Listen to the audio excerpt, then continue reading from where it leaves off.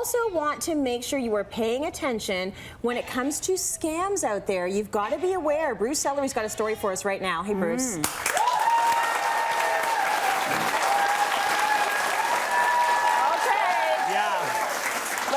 About this. Now, this is actually personal for you. I should know better. What happened? I should know better. So my computer was running slowly, so I was already thinking something needed to happen. Yeah. All of a sudden, it went beep, beep, beep, beep, beep, beep, beep, beep, beep. It started to beep, and this screen came up. I actually took a photo of it. You can see that there's this message that says, call this 1-800 number. You've been infected by a virus. Okay. So what do? I called the 1-800. Of course I did. That screen happened a little later, but I asked the guy some questions. Where are you based? I'm in Canada. Our clients are Microsoft and Apple, and what's the name of your company? All that stuff. Then he says, can I have access to your computer? Uh-oh. Did I give him access to my computer? No, you did. Yeah, I did. I gave him access to my computer. So I can see him surfing around, looking at stuff, and then he points out this virus that I have and offers his solution for $99, whatever this whole thing. Here's the service to get rid of it. And I immediately think, okay, he's selling me something. Yeah. So I say, thank you very much, hang up, take it to a store, a computer store, flip up my laptop, and he says, oh, that's a scam. And it even has a name. It is a computer virus telemarketing scam, which if you look, they're everywhere and always, but I'd never heard of it before. And this is just a couple of months ago. I almost got scammed. Okay, so you were able, you actually did a lot of the right things. Even when you called the number, you said, you know, who are your clients, where are you based? Yes. And then when he said, I'm going to charge you money, that's when, bing, light bulb went off, I'm not going to do this. I don't need to be paying for that. That doesn't feel right. But it's not that out of the realm of possibility that something would happen to your computer and you would see a number and you would call it. Especially given that my computer was running slow. So I know the traditional ones, which is why I wanted to do the story. I know the Nigerian letter. I know I didn't win. I know I'm not royalty. No. I'm not even royalty in my own house. The money's not for you. No, it's not for me. No. There is a place called the Canadian Anti-Fraud Center, and they track all these types of scams. Yeah. So one of the ones, so there's the virus one, there's also still a lot of investment scams out there. Oh, one of them is called binary options, where you basically make a binary bet, so an all or nothing bet on a stock or a currency or something. Advice, if it sounds too good to be true, it's too good to be true. The audience is like, it's too good to be true, of course. So don't do this stuff on investing over the phone as well. You know the one I see a lot? It's from a company saying you need to verify your information. It's not even usually bank information. Usually it's like Apple iTunes, something like that. How do you know not to go there? Just generally don't. Just don't ever do it. Don't. When anyone's asking you to verify anything? Don't do that. Or if it's like verify your bank information, exit that whole thing. Yeah. Log on to your online banking world, and there will likely be a message somewhere asking you to do that.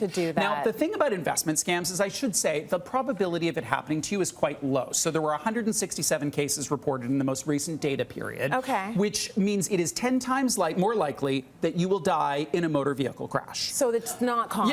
Yeah, no, it's not common. Now, the amounts were large, and I'm sure small amounts don't get reported, but it's still worthy of being aware. Now, the other thing about the data is the most concerning age range is 50s and 60s. So I worry about my parents, who are not as savvy about these computer things. Of course, meanwhile, I shouldn't worry about my parents. I should worry about myself. Because clearly, I'm the problem as a Gen Xer to worry about me.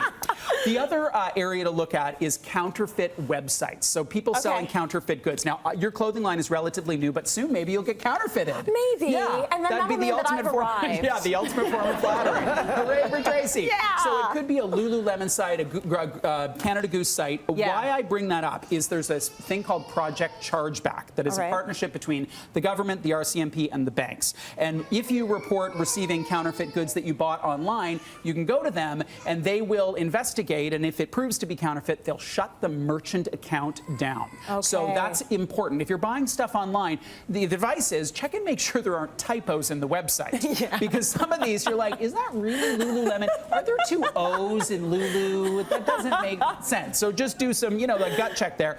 Also, do use your credit card, because most credit cards have some sort of consumer protection, because it's bad press for them if you transact using a credit card and then you get scammed. Yeah, the worst thing thing you don't want, though, somebody getting in and getting anything about your identity. No. When that happens, it is so hard to turn it around. It really, really is. And the stakes get higher and higher. So one of the things that people note about scamming is these ransomware scams. So it's data. This recent story in Calgary, the university paid a ransom to get their data back. Like, it's stunning. There's a tax scam where the CRA is approaching you to pay back taxes, and how do you pay? With an iTunes gift card. But people fall for that. So you're like going and getting all these iTunes gift cards back, calling Trudeau and saying, I owe you money. Here it is in Lemonade by Beyonce. There.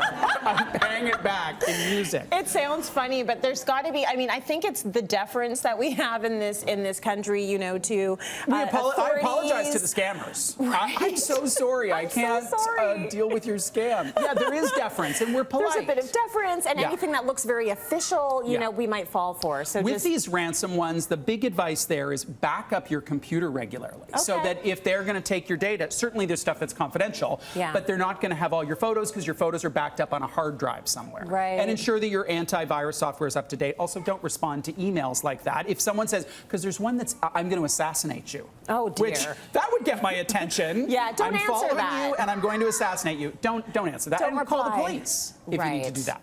Is there any, like you say, don't reply, but if you do reply, is there any way they can get at your information just by virtue of you replying? I don't know. These days, I mean, how did that beeping site appear on my computer? How did that actually happen? So protect your identity, as you mentioned. Don't send money to anyone you don't know. Delete unfamiliar emails with attachments, and think. And think. If it seems weird, just don't do it. Yeah, don't do it. Okay, yeah. Well, good for you. Good advice. Let's get a break. We got more coming up.